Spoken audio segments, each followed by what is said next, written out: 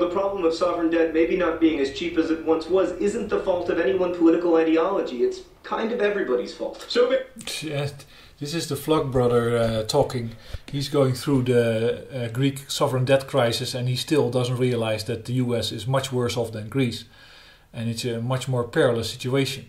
But of course the US is harboring all the hedge funds and the bankers that have caused these problems. He tries to pretend that this is a natural occurrence, or he tries to make you believe that basically this whole sovereign debt crisis for Greece, but also for the US in the future, is something that was organically to happen and everybody's fault. And of course it's not. It is simply a result of decisions being made. You had a century where you had unlimited oil supply, and you could have built a rich society with all kinds of sustainable activities that would basically be undependent on energy, or that would at least be so well organized that it would yield a high quality society where many people would be very healthy and wealthy and happy. But it hasn't happened because humans were in charge, and some of them were simply psychotic and antisocial, and they worked very hard with all the lawyers that they had to change the laws and lobbyists. So it became a huge mess, and that's what it is.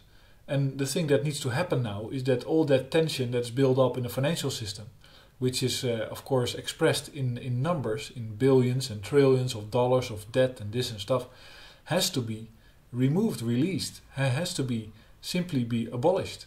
So people have to take a loss. And Vlog Brothers goes, he says, well, we should do this, we should do that, we should tax, but you can't tax, so what do we do now? Well, you just take a loss. And there's, the group that doesn't want to take a loss ever are the bankers. And that's such nonsense.